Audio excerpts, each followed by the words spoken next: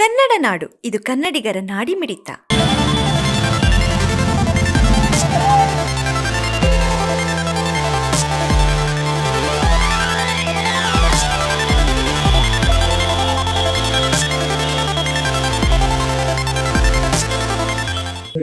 ಗೋವಿಂದ ರಾಜು ಅವರೇ, ಇಲ್ಲಿ ಸೇರಿದಂಥ ಯಾವತ್ತೂ ನನ್ನ ಕುಟುಂಬದ ಎಲ್ಲ ಸದಸ್ಯರೇ ಮತ್ತು ಮಾಧ್ಯಮದ ಸ್ನೇಹಿತರೆ, ಇವತ್ತು ಡಾಕ್ಟರ್ ರವಿ ಸಾಹೇಬರು ಅವರು ಮಾತಾಡಿದ ಸಂದರ್ಭದಲ್ಲಿ ಯಾವ ರೀತಿಯಲ್ಲಿ ಅಪಘಾತಗಳು ಆಗ್ತಾ ಇದ್ದಾವ ಅನ್ನೋಂಥ ವಿಚಾರವನ್ನು ಬಹಳ ಸ್ಪಷ್ಟವಾಗಿ ಹೇಳೋಂಥ ಕೆಲಸ ಮಾಡಿದ್ದಾರೆ. ಯಾಕಂದರೆ ಕೇಂದ್ರ ಸರ್ಕಾರದ ವರದಿ ಪ್ರಕಾರ ಸುಮಾರಾಗಿ 2023 ಇಸ್ವಿಗೆ ದೇಶದಲ್ಲಿ ದ್ವಿಚಕ್ರ ವಾಹನ ಅಂದರೆ ಟೂ ವೀಲರ್ ನಡೆಸೋಂಥವ್ರು, ಆ ಹಿಂದುಗಡೆ ಕುಂತಂಥವ್ರು 2023 ಇಸ್ವಿಗೆ 54,000 ಜನರು ಹಿಂದೆ ಕುಂತಂಥವ್ರು ಮುಂದೆ ಕುಂತಂಥವ್ರು ಇಬ್ಬರು ಕೂಡ ಹೆಲ್ಮೆಟನ್ನು ಧರಿಸಿರ್ತವಾಗಿ 23-24ನೇ ಇಸ್ವಿದಲ್ಲಿ ಸುಮಾರಾಗಿ 54,000 ಜನರು ದೇಶದಲ್ಲಿ ಅವರ ಮರಣವನ್ನು ಹೊಂದಿದ್ದಾರೆ. ಅದೇ ರೀತಿಯಲ್ಲಿ ತಾವು ನೋಡುವಂಥ ಸಂದರ್ಭದಲ್ಲಿ ನಾವು 54,000 ಜನರು ಇವತ್ತು ದೇಶದಲ್ಲಿ ದ್ವಿಚಕ್ರ ವಾಹನ ನಡೆಸುವಂಥವ್ರು, ಹಿಂದೆ ಕುಂತಂಥವ್ರು ಮುಂದೆ ಕುಂತಂಥವ್ರು ಸಾಯ್ತದಂದರೆ, ಇವತ್ತು ಒಂದು ದಿನಕ್ಕೆ ದೇಶದಲ್ಲಿ ಎಷ್ಟು ಮಂದಿ ದ್ವಿಚಕ್ರ ವಾಹನ ನಡೆಸುವಂಥವ್ರು ಸಾಯ್ತಾರಂದರೆ ಹತ್ತಿರ 150 ಜನರು ಪ್ರತಿದಿನಿತ್ಯ ಬೆಳಗ್ಗಿಂದ ಸಂಜೆ ರಾತ್ರಿ ತನಕ 150 ಜನರು ದೇಶದಲ್ಲಿ ಪ್ರಾಣವನ್ನು ಕಳ್ಕೊಳ್ತಾರೆ. ಅದೇ ರೀತಿಯಲ್ಲಿ ಇವತ್ತು ದೇಶದಲ್ಲಿ ಒಂದು ದಿನಕ್ಕೆ 150 ಮಂದಿ ಸತ್ತರೆ ತಿಂಗಳಿಗೆ 4,500 ಮಂದಿ ಸಾಯ್ತಾರೆ. ಇದಕ್ಕೋಸ್ಕರವಾಗಿ ಇಷ್ಟೊಂದು ಅಪಘಾತಗಳು ಆಗ್ತಾ ಇದೆ ಅಂದ್ರಿಗಿನ ಕಾರಣ ಹೆಲ್ಮೆಟ್ ಧರಿಸಲಿಕ್ಕೋಸ್ಕರವಾಗಿ ಇಷ್ಟು ಮಂದಿ ಅಪಘಾತಗಳು ಆಗ್ತಾ ಇದೆ. ಅದೇ ರೀತಿಯಲ್ಲಿ ರಾಜ್ಯ ಸರ್ಕಾರದ ವರದಿ ಪ್ರಕಾರ 2024ನೇ ಇಸ್ವಿಯಲ್ಲಿ ಸರಿಸುಮಾರಾಗಿ 3,365 ಮಂದಿ ಇವತ್ತು ದ್ವಿಚಕ್ರ ವಾಹನದಲ್ಲಿ ಅಪಘಾತವನ್ನು ಆಗ್ತಾ ಇದ್ದಾರೆ. ಅದೇ ರೀತಿಯಲ್ಲಿ ಇವತ್ತು ಸುಮಾರಾಗಿ ಅದರಲ್ಲಿ 2,353 ಮಂದಿ ಅಂದರೆ ವಾಹನ ನಡೆಸೋಂಥವ್ರು, 1,012 ಮಂದಿ ಹಿಂದೆ ಕುಂತಂಥವ್ರು ದ್ವಿಚಕ್ರ ವಾಹನದಲ್ಲಿ ಸಾಯ್ತಾ ಇದ್ದಾರೆ. ಕರ್ನಾಟಕದಲ್ಲಿ ಅಷ್ಟೇ ಇದೆ. ಹತ್ತಿರ ನೀವು ನೋಡ್ಕೊಳ್ರಿ, 100 ಮಂದಿಯಲ್ಲಿ 17% ಅಂದರೆ 17 ಮಂದಿ ಡೆತ್ ಆಗ್ತಾ ಇದ್ದಾರೆ. ಇಷ್ಟೊಂದು ದೊಡ್ಡ ಅಪಘಾತಗಳು ಆಗ್ತಾ ಇದ್ದಂದ್ರೆ ಕಾರಣ ಏನಂದ್ರೆ ಬಿಕಾಸ್ ಆಫ್ ದ ನೆಗ್ಲಿಜೆನ್ಸಿ. ಅವ್ರಿಗೆ ಯಾವುದಕ್ಕಲ್ಲಿ ಬೆಲೆ ಕೊಡ್ತಾರಾಗಲಿ ಜೀವಕ್ಕೆ ಬೆಲೆ ಕೊಡಲ್ಲ. ಅಜ್ಜರು ಭಾಳ ದೊಡ್ಡ ಮಾತುಗಳನ್ನು ಹೇಳಿದ್ರು, ಯಾವ ರೀತಿಯಲ್ಲಿ ಜೀವನವನ್ನು ಕಾಪಾಡ್ಕೋಬೇಕು, ಯಾವ ರೀತಿಯಲ್ಲಿ ನೀವು ಜೀವನವನ್ನು ಸಾಗಿಸ್ಬೇಕು, ಯಾವ ರೀತಿಯಲ್ಲಿ ಇವತ್ತು ಜೀವನವನ್ನು ಕಟ್ಕೊಂಡಂಥ ಟೈಮಲ್ಲಿ ಯಾವ ರೀತಿಯಲ್ಲಿ ನೀವು ಜೀವನವನ್ನು ಕೂಡಿಸ್ಕೋಬೇಕು ಅನ್ನೋಂಥ ವಿಚಾರವನ್ನು ಕೂಡ ಅವರು ತಿಳಿಸಿದರು. ಇದಕ್ಕೆ ಒಬ್ಬರು ನಮ್ಮ ಜೊತೆಲಿ ಬರಬೇಕಲ್ಲ, ಯಾರೊಬ್ಬರು ಇದಕ್ಕೆ ಸಹಕಾರ ಕೊಡಬೇಕನ್ನೋಂಥ ವಿಚಾರ ಬಂದಂಥ ಟೈಮಲ್ಲಿ ನಮ್ಮ ಗೋವಿಂದರಾಜ್ನವರು ಹೆಂಗೆ ಬರ್ತಾರೋ ಗೊತ್ತಿಲ್ಲ. ಕಷ್ಟ ಅಂತ ಬಂದಂಥ ಟೈಮಲ್ಲಿ ಅವ್ರು ಕೋವಿಡಲ್ಲಿ ಇದ್ದಂಥ ಟೈಮಲ್ಲಿ ಅವ್ರಿಗೆ ಏನು ಸಹಾಯ ಮಾಡಬೇಕು ಎಲ್ಲವನ್ನೂ ಸಹಾಯ ಮಾಡ್ತಾರೆ. ಅವ್ರು ಏನನ್ನ ಆರೋಗ್ಯ ಸರಿ ಇಲ್ಲ ಅಂದರೆ ಅವ್ರಿಗೆ ಆರೋಗ್ಯ ಶಿಬಿರಗಳನ್ನು ನಡೆಸಿ ಏನು ಸಹಾಯ ಬೇಕಾದರೂ ಕೂಡ ಮಾಡ್ತಾನೆ. ಯಾರನ್ನು ಸತ್ತಂಥವ್ರಿಗೆ ಅವರು ವೈಕುಂಠ ಸಮಾರಂಭಕ್ಕೆ ಅವ್ರಿಗೆ ಅಲ್ಲಿ ಸ್ಮಶಾನ ಘಟ್ಟತನ ಮುಟ್ಟಿಸಂದ್ರೆ ಎಲ್ಲವನ್ನು ಸೌಲಭ್ಯ ಮಾಡ್ತಾನೆ. ಯಾರು ಏನಾದರೆ ಕೂಡ ಅವ್ರು MGR ತಂಡ ಅಂತ ಮಾಡಿಕೊಂಡು ಸುಮ್ಮನೆ ಸೇವೆ ಮಾಡೋದೆ. ಮತ್ತು ಇದರಲ್ಲೇನು ಸ್ವಾರ್ಥ ಇದಂದ್ರೆ ಯಾವುದೂ ಸ್ವಾರ್ಥ ಇರಲ್ಲ. ಅವ್ರು ಏನಪ್ಪ ಅಂದರೆ ಇದು ಕಾರ್ಯಕ್ರಮಗಳು ಮಾಡೋದು, ಜನರ ಸೇವೆ ಮಾಡೋದು. ಬಹುಶಃ ನಾನು ಮೊನ್ನೆ ಒಬ್ಬರು ವ್ಯಾಪಾರಸ್ಥರ ಹತ್ರ ನಾನು ಕುಂತಿದ್ದೆ.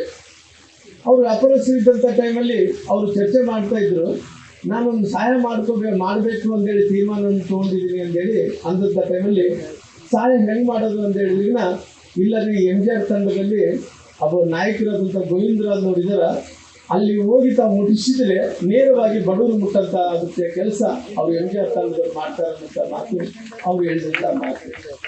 ಅದಕ್ಕೆ ಸಲುವಾಗಿ ಇವತ್ತು ಗೋವಿಂದರಾಜ್ ಅವ್ರನ್ನ ಎಷ್ಟು ಹೇಳಿದರೆ ಕೂಡ ಎಷ್ಟು ಹೊಗಳಿದ್ರು ಕೂಡ ಕಡಿಮೆ ಆಗುತ್ತೆ. ಯಾಕಂದರೆ ಅವ್ರು ಒಪ್ಕೊಂಡ್ಬಿಟ್ಟಾರೆ, ರಾಮ್ನವರು ನಮಗೆ ಮಾರ್ಗದರ್ಶಕರು, ರಾಮ್ನವರು ನಮಗೆ ಎಲ್ಲ ರೀತಿಯಲ್ಲಿ ಕೂಡ ಸಹಾಯ ಮಾಡ್ತಾರ ಅನ್ನೋಂಥ ಮಾತಿನ ಶಬ್ದವನ್ನು ಬಳಕೆ ಮಾಡಿದ್ರು. ನಮ್ಮಲ್ಲಿ ರಾಜಕಾರಣದಲ್ಲಿ ಇದ್ದಂಥ ಟೈಮಲ್ಲಿ ಜನರ ಜೊತೆಲಿ ಹೆಂಗೆ ಬಾಳ್ಬೋದು, ಜನರ ಜೊತೆಲಿ ಯಾವ ರೀತಿಯಲ್ಲಿ ಪ್ರೀತಿಯನ್ನು ಕಳಿಸ್ಕೋಬೇಕು, ಯಾವ ರೀತಿಯಲ್ಲಿ ಜಾತ್ಯತೀತವಾಗಿ ಯಾವ ರೀತಿಯಲ್ಲಿ ಪ್ರೀತಿ ಅಭಿಮಾನವನ್ನು ಕೊಡ್ಬೋದು ಅಂತ ಹೇಳ್ಕೊಡ್ತೀನಾಗಲಿ. ಈ ರೊಕ್ಕದ ವಿಚಾರದಲ್ಲಿ ನಾವೇನು ಯಾವತ್ತೂ ಕೂಡ ಸಹಾಯ ಮಾಡಿದಂಥ ಮಂದಿ ಅಲ್ಲ ನಾವು. ಅವ್ರು ಎಲ್ಲ ಒಂದು ಕಡೆ ಕೂಡಿಸ್ಕೊತಾರ.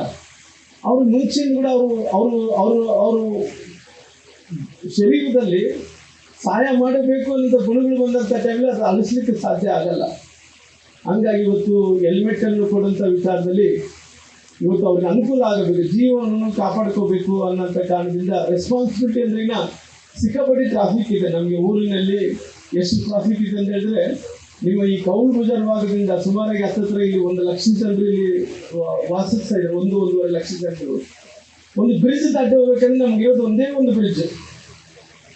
ಇವಾಗ ಸುಧಾಕ್ರಾಸ್ ಬ್ರಿಡ್ಜು ಕೇಂದ್ರ ಸರ್ಕಾರ ಮಂಜೂರಾತಿ ಮಾಡಿದೆ, ಕೆಲಸ ಕೂಡ ನಡೀತಾ ಇದೆ. ಮೊನ್ನೆ ಕೂಡ ರೈಲ್ವೆ ಮಂತ್ರಿಗಳು ಬಂದಂಥ ಟೈಮಲ್ಲಿ ಕೂಡ ಅವರು ಕೂಡ ತಿಳಿಸಿದ್ರು, ಹೇಗೆ ಬೇಗನೆ ಮುಗಿಸ್ಬೇಕಪ್ಪ, ನೀವು ಭಾಳ ಸಮಯ ಆಗ್ತಿದೆ.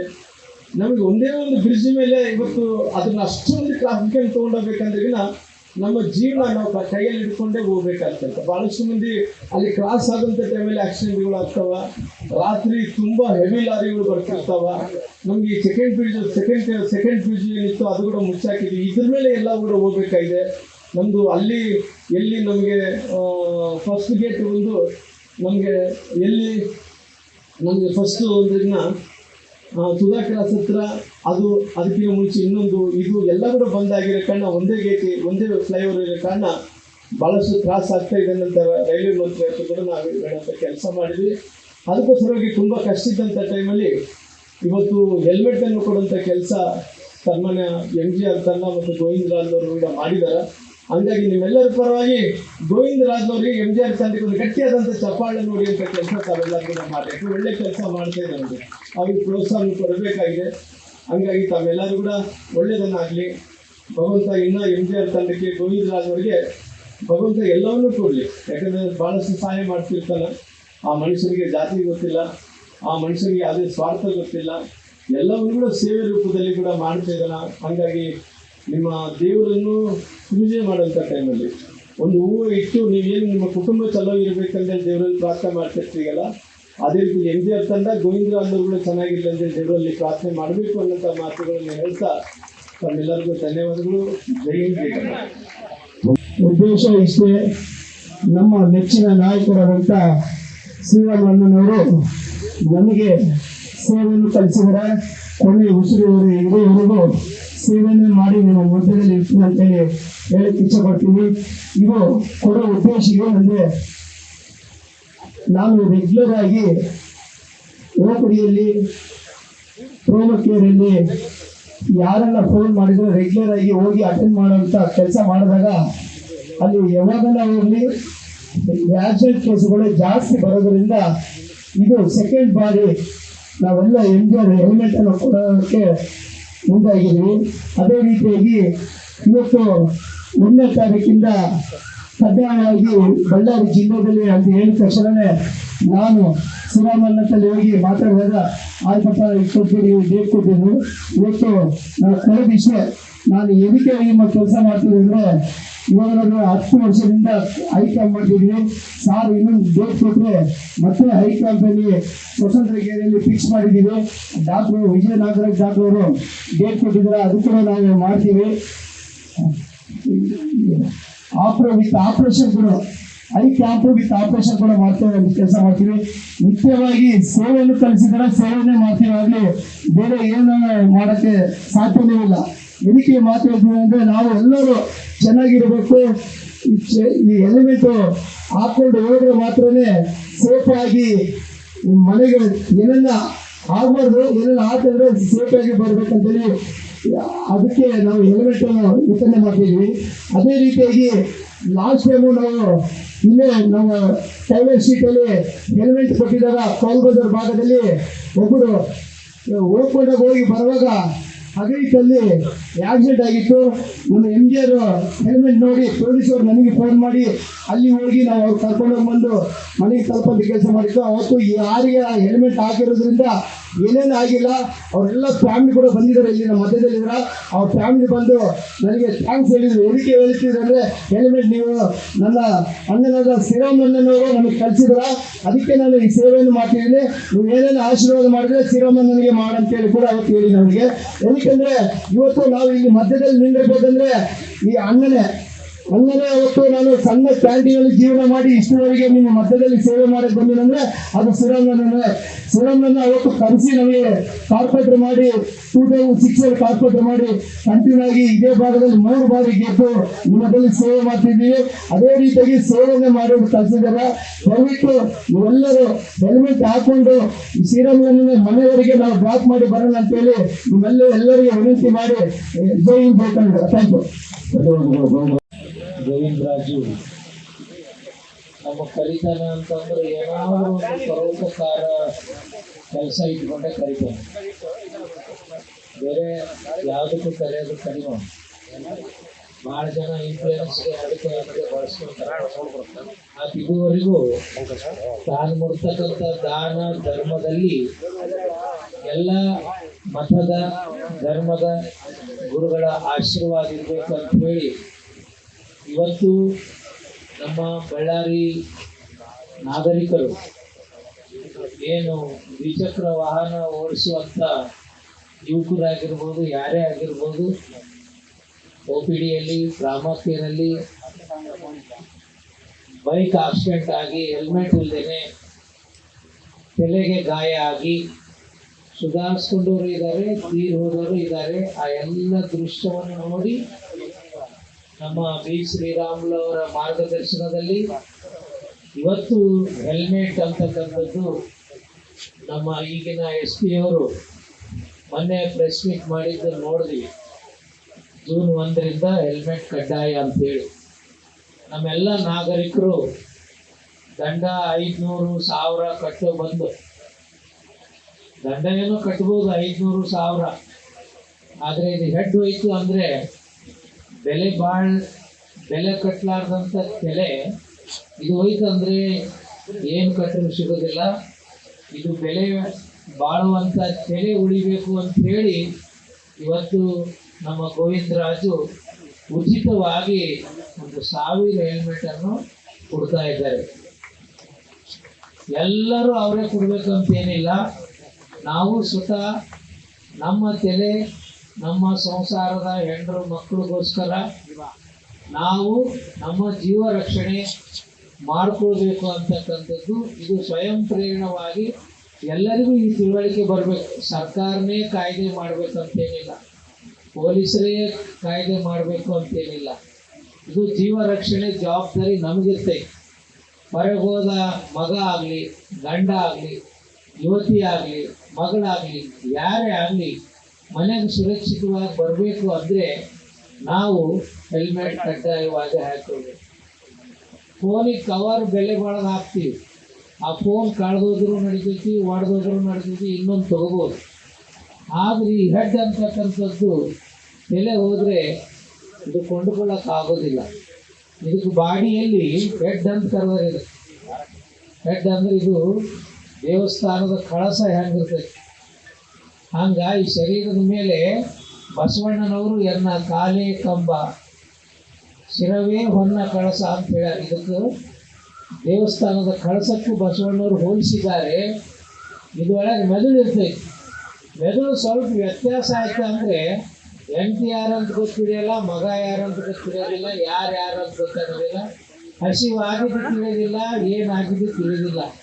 ಇಂಥ ತಲೆಯನ್ನು ನಾವು ಸಂರಕ್ಷಣೆ ದೃಷ್ಟಿಯಿಂದ ಇವತ್ತು ನಾನು ಹೆಲ್ಮೆಟ್ ಮನೆಗೆ ಹೋಗೋದು ಕೈಯಾಗಿ ಇಸ್ಕೊಂಡು ನೋಡಿದೆ. ಆ ಮನುಷ್ಯ ಏನೇ ಕೊಟ್ಟರು ಕೂಡ ಒಳ್ಳೆ ಕ್ವಾಲಿಟಿಗೆ ಕೊಡ್ತಾನೆ.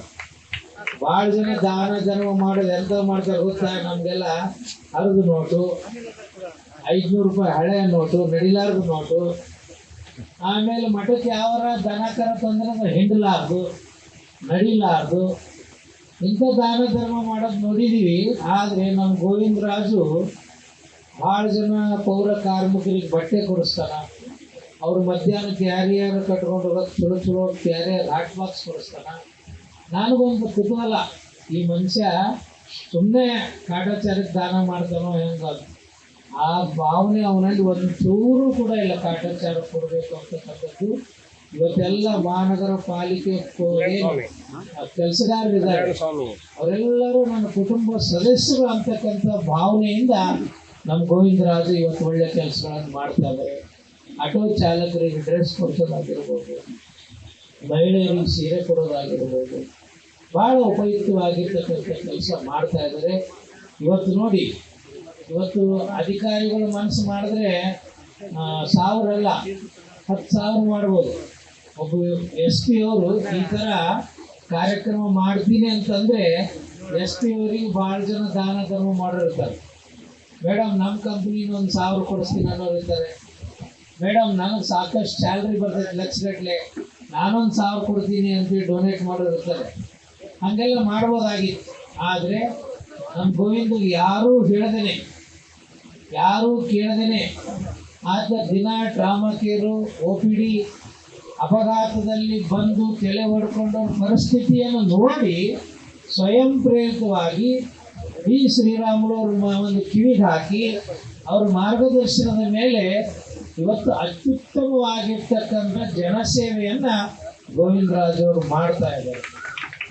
ಇದರ ಶ್ರೇಯಸ್ಸು ಯಾರಿಗೆ ಸಲ್ತೈತೆ ಅಂದ್ರೆ ಅಂಥ ಯುವಕರನ್ನ, ಅಂಥ ಗುಣಗಳನ್ನು, ಅಂಥ ಹೃದಯವನ್ನು ಹೊಂದಿರತಕ್ಕಂಥ ಯುವಕನನ್ನು ಬೆಳೆಸ್ತಾ ಇದ್ದಾರಲ್ಲ, ಅದು ವಿ ಶ್ರೀರಾಮುಲು ಅವರಿಗೆ ಶ್ರೇಯಸ್ ತರ್ತೈತಿ. ಅವ್ರು ಮಾತಾಡ್ತಾ ಹೇಳ್ತಾರೆ ಪ್ರಾಸ್ತಾವಿಕವಾಗಿ, ನಾ ಏನೇ ಒಳ್ಳೆ ಕೆಲಸ ಮಾಡಿದ್ರು ನನಗೆ ಮಾರ್ಗದರ್ಶಕರು ಯಾರು ಅಂದರೆ ವಿ ಶ್ರೀರಾಮುಲು. ಅವರು ತನ್ನ ಬಡತನದ ದಿನಗಳು ನೆನೆಸ್ಕೊಳ್ತಾರೆ. ಯಾವತ್ತೂ ಅದನ್ನು ನೆನೆಸ್ಕೊಳ್ಬೇಕು ಮನುಷ್ಯ. ಯಾರು ನನಗೆ ಪರೋಪಕಾರ ಮಾಡಿದ್ದಾರೆ, ಯಾವ ಸ್ಥಿತಿಯಲ್ಲಿದ್ದೀವಿ, ಇವತ್ತು ಈ ಸ್ಥಿತಿಗೆ ನಾವು ಬರಲಿಕ್ಕೆ ಕಾರಣ ಯಾರು?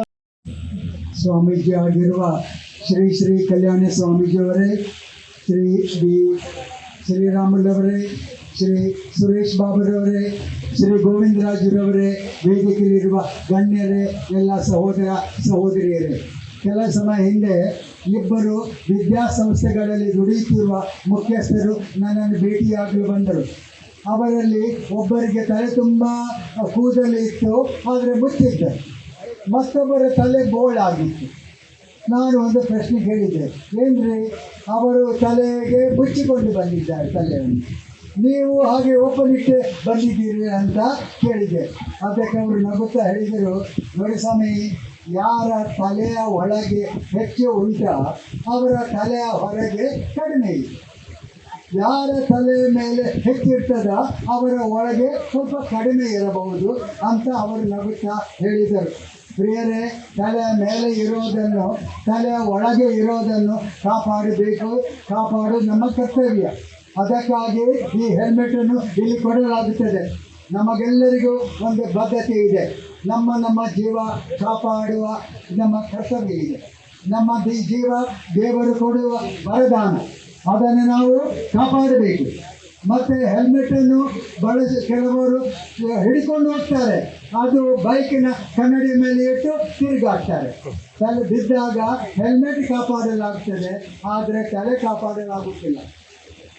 ಶ್ರೀ ಗೋವಿಂದರಾಜರವರೇ, ನೀವು ನಮ್ಮ ಸಮಾಜದಲ್ಲಿ ತುಂಬ ಉತ್ತಮ ಕೆಲಸ ಮಾಡಿದವರು.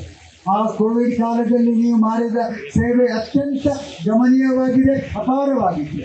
ಅದ ನಂತರ ದೃಷ್ಟಿದಾನ, ಆರೋಗ್ಯ ದಾನ, ಹೀಗೆ ವಿವಿಧ ಕಾರ್ಯಗಳನ್ನು, ಸೇವಾ ಕಾರ್ಯಗಳನ್ನು ಮಾಡುತ್ತಾ ಬಂದಿದ್ದೀರಿ. ನಿಮಗೆ ಶಬಾಸ್. ಮತ್ತು ನಮ್ಮ ಬಳ್ಳಾರಿಯ MGR ಟೀಮ್ಗೆ ನನ್ನ ಶಬಾಸ್ ಅಂತ ಹೇಳ್ತಾ ಇದ್ದೇನೆ, ಎಲ್ಲ MGR ಟೀಮ್ನವರಿಗೆ. ಪ್ರಿಯರೇ, ಜೀವನದಲ್ಲಿ ಒಂದು ಮಾತಿದೆ, ಒಂದೇ ಕೊಟ್ಟು ಹೋಗು, ಇಲ್ಲವಾದರೆ ಬಿಟ್ಟು ಹೋಗು ಅಂತ.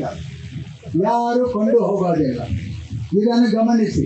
ಯಾರು ಕೊಂಡು ಹೋಗೋಕೆ ಇಲ್ಲ, ಒಂದೇ ಕೊಟ್ಟು ಹೋಗಬೇಕು, ಇಲ್ಲವಾದರೆ ಬಿಟ್ಟೇ ಹೋಗಬೇಕು. ಇದು ನಮ್ಮ ಜೀವನದ ಒಂದು ಪ್ರವೃತ್ತಿ ಅಂತ ನಾವು ಭಾವಿಸಬೇಕು. ಹಾಗಿರುವಾಗ ಇಲ್ಲಿ ಸೇವೆ ಮಾಡುತ್ತಿರುವ, ಉದಾತ್ತವಾದ ದಾನ ಧರ್ಮ ಮಾಡುತ್ತಿರುವ ಶ್ರೀ ಗೋವಿಂದರಾಜು ಅವರಿಗೆ ನನ್ನ ಶುಭಾಶಯಗಳು. ಮತ್ತು ನಮಗೆಲ್ಲರಿಗೂ ನಾಗರಿಕೆಗೆ ಒಂದು ಕರೆ, ನಮಗೆಲ್ಲರಿಗೂ ನಮ್ಮ ತಲೆ ನಾವೆಲ್ಲರೂ ಕಾಪಾಡೋ ಕರ್ತವ್ಯ ಇದೆ. ಹೆಲ್ಮೆಟ್ ಬಳಸೋಣ, ಮತ್ತು ನಮ್ಮ ಜೀವವನ್ನು ಕಾಪಾಡೋಣ. ಆ ಪರಮಾತ್ಮ ದೇವರು ನಿಮ್ಮನ್ನು, ನಮ್ಮನ್ನು, ನಿಮ್ಮವರನ್ನು, ನಮ್ಮವರನ್ನು, ಈ ದೇಶವನ್ನು ಹರಸಲಿ, ನಾಡಿಗೆ ಬೇಕಾದಷ್ಟು ಮಳೆ ಕೊಡಲಿ, ಹೊಲ ಬೆಳೆಗಳು ಸಮೃದ್ಧಿಯಾಗಿ ಮಾಡಲಿ ಮತ್ತು ನಮ್ಮೆಲ್ಲರ ಜೀವನ ಸುಖಮಯವಾಗಲಿ. ಈ ಭಾರತ ದೇಶ ಉತ್ತಮ ದೇಶವಾಗಿ ಬೆಳಗಲಿ ಅಂತ ಶುಭವನ್ನು ಕೋರುತ್ತೇನೆ. ಎಲ್ಲರಿಗೂ ಧನ್ಯವಾದಗಳು, ಶುಭಾಶಯಗಳು. ಸಮಗ್ರ ಸುದ್ದಿಗಳಿಗಾಗಿ ತಪ್ಪದೆ ನೋಡಿ ಕನ್ನಡ ನಾಡು ವಾಹಿನಿ. ಸಬ್ಸ್ಕ್ರೈಬ್ ಮಾಡಿಕೊಳ್ಳಲು ಕೂಡಲೇ ಪಕ್ಕದಲ್ಲಿ ಕಾಣುವ ಬೆಲ್ ಐಕಾನ್ ಕ್ಲಿಕ್ ಮಾಡಿ ನೋಟಿಫಿಕೇಶನ್ ಪಡೆಯಿರಿ.